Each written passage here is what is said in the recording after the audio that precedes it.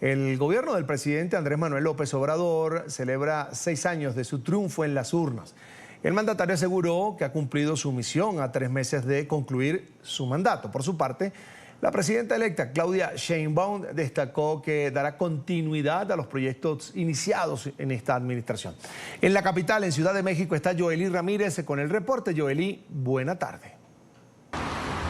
Efectivamente, y el presidente, la presidenta electa, los gobernadores electos y todos los que hoy ya conforman el gobierno morenista, obviamente encabezado por el presidente, gobernadores, por supuesto presidentes municipales, legisladores, diputados, senadores, todos los niveles de gobierno están celebrando estos 6 años del triunfo del presidente López Obrador, que en primera instancia colocaba a Morena en el radar con estas pequeñas, pero que eran la semilla de los triunfos que hoy ha alcanzado Morena en territorio mexicano. Así lo celebró desde muy temprano el presidente. El día de hoy, que es un día muy importante para nosotros, porque hace 6 años triunfó nuestro movimiento. El pueblo nos eligió para ocupar la presidencia de la República. Hace 6 años. Vamos a tratar sobre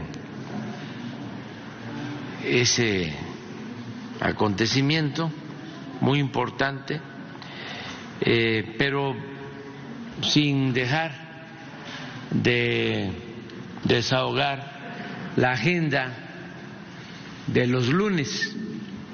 Y la presidenta electa hizo lo propio, aseguró que hoy Morena gobierna 2/3 partes del país, ha alcanzado una mayoría, por supuesto, en diputados, en senadores, con números que no había registrado, retuvo el gobierno de la Ciudad de México, cosa que de alguna manera supuso un reto porque había quienes apostaban a que la oposición podía ganar en estados como Ciudad de México o Veracruz. Sin embargo, esto no fue así. Incluso hoy el gobierno del presidente pues asegura que uno de los grandes logros es precisamente el acceso a las pensiones, además, por supuesto, los programas sociales que habrían tenido una cuota en el triunfo del morenismo. En la oposición obviamente advierten los rezagos en materia de seguridad y salud particularmente, sin embargo pues reconocen estos logros alcanzados en materia de economía y acceso a varios servicios sociales que antes los mexicanos no teníamos.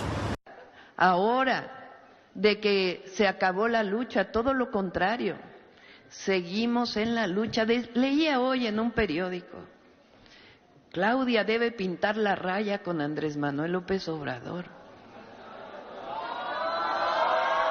¿Sería pintar la raya con el pueblo de México? ¡Nunca! Con el pueblo todo, sin el pueblo nada.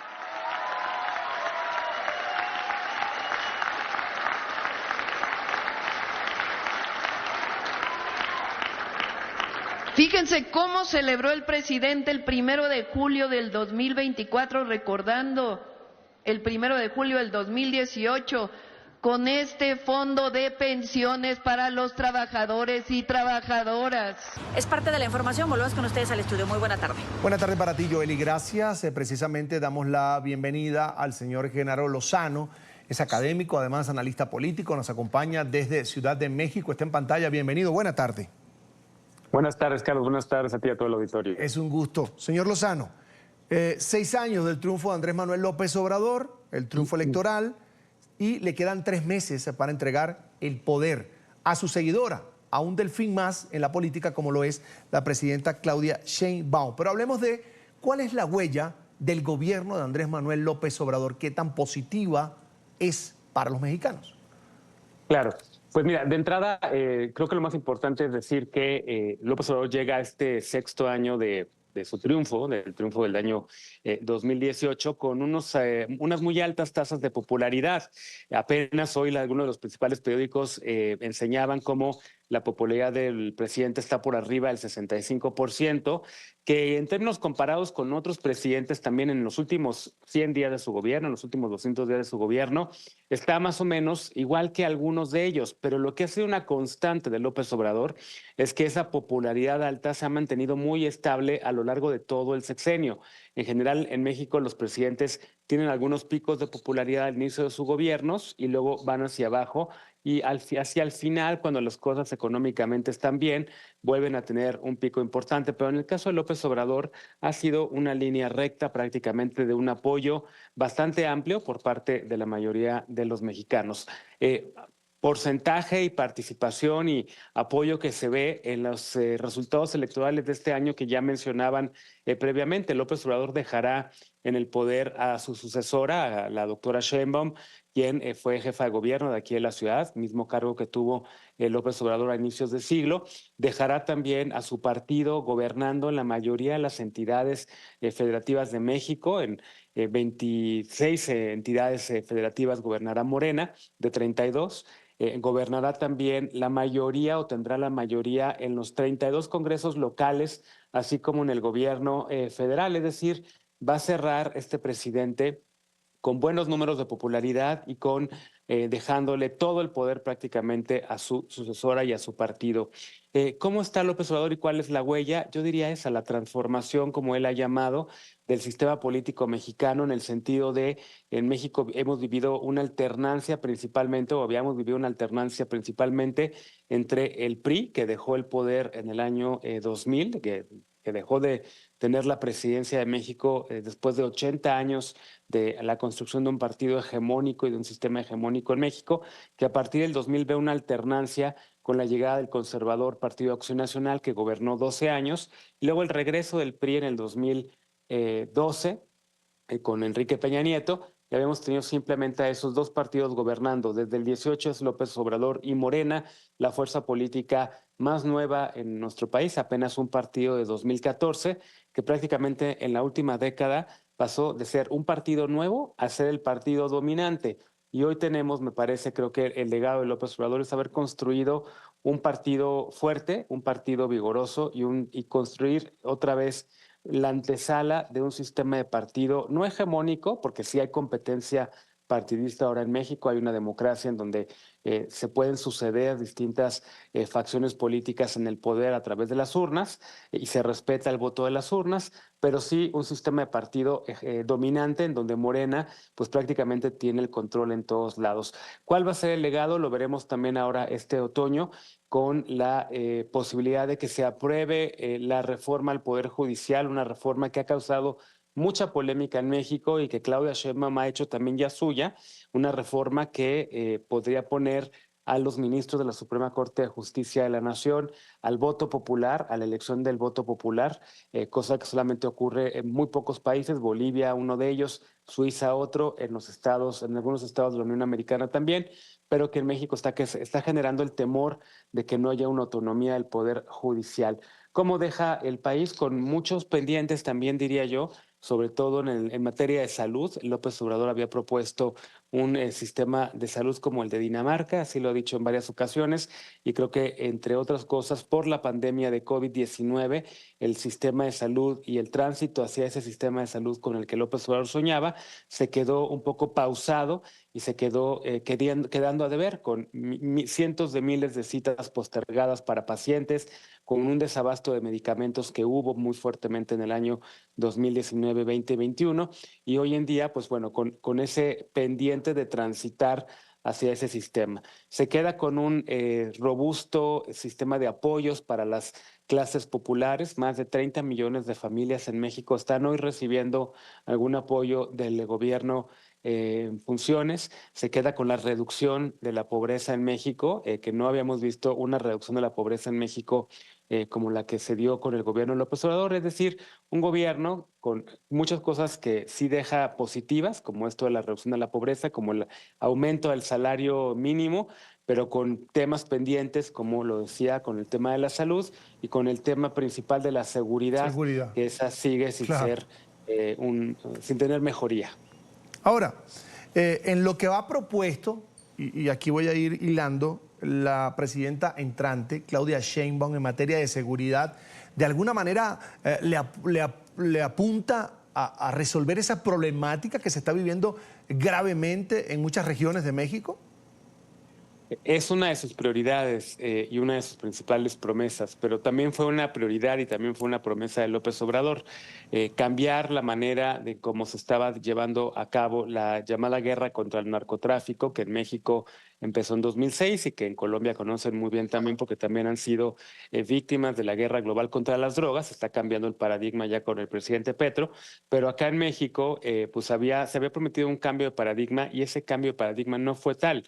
López Obrador tuvo que ayudarse del ejército mexicano, a pesar de haber prometido regresar al ejército a las calles y desmilitarizar la seguridad pública en su elección del 2018. La verdad es que hizo lo contrario, profundizó la militarización del país, le dio a los militares más tareas y más trabajos que antes no ocupaban. Hay un inventario nacional de lo militarizado que hace una organización que se llama México Unido contra la Delincuencia y que evidencia cómo el ejército tiene hoy más de 260 tareas que antes le ocupaban a las fuerzas civiles mexicanas y que hoy las ocupa el ejército.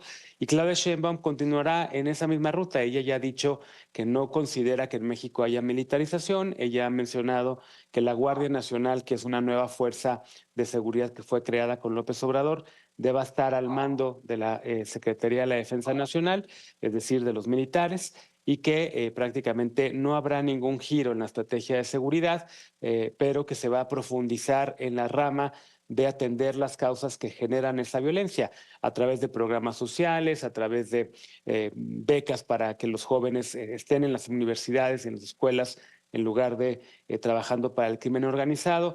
Es decir, Sheinbaum está proponiendo profundizar los programas sociales que el presidente López Obrador impulsó, atendidos de una manera mucho más enfocada en el tema de la seguridad, pero también la mano dura del uso del ejército y la Fuerza Aérea Mexicana. Lo que muchos activistas quisiéramos en México es más un cambio de paradigma en donde se hable de regulación del mercado de las drogas, profesionalización de policías civiles y el regreso de la Guardia Nacional a tareas civiles y también con un comando civil único.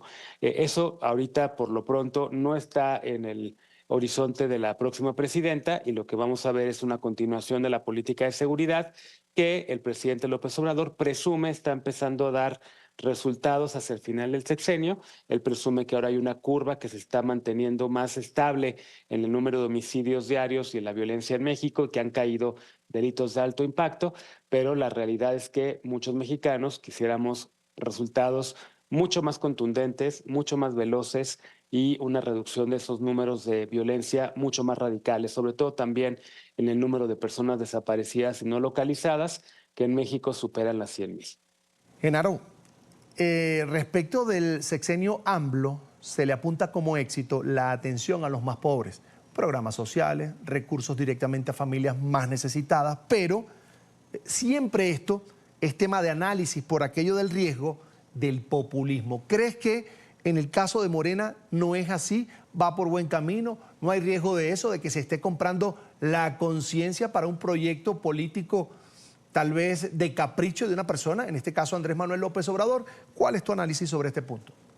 No, yo diría que la política social ha sido adecuada y incluso una política que se prometió en campaña y una política social que es tan exitosa y le ha ido tan bien que la misma oposición, tanto el PRI como el PRD, como el PAN, los partidos, digamos, que competían contra Morena en el pasado proceso electoral, estaban ofreciendo prácticamente lo mismo. La ex candidata presidencial, Xóchitl Gálvez, tuvo que hacer varios intentos y poner énfasis en decir que ella no quitaría los programas sociales, porque me parece que los programas sociales han sido muy exitosos. En México la gente prefiere recibir dinero directamente del gobierno a que haya intermediarios, a que haya de cierta manera corrupción, en el sentido de que si alguien acude a recibir una beca tienes que hacerle, como decimos en México, la barba, o tienes que estar de cierta manera cultivando a esa persona de la que dependes directamente para un apoyo, en lugar de recibir tu cheque de manera directa o una transferencia directa, ¿no?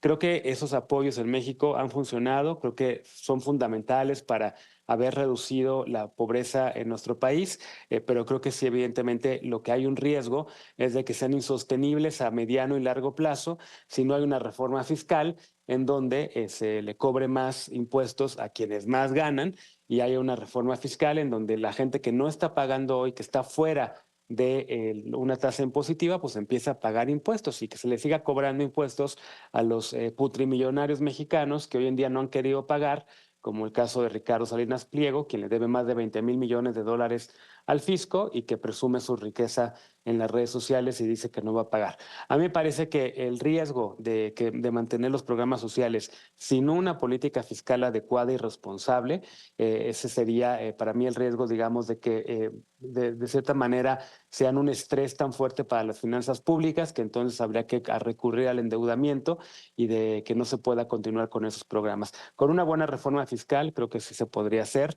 y creo que Sheinbaum ha sido muy responsable en hablar precisamente de cómo no se va a endeudar al Estado mexicano y cómo recaudando más, ella no ha usado la palabra con una reforma fiscal, pero sí ha mencionado que se requiere una mejor recaudación en México para poder seguir manteniendo los programas sociales.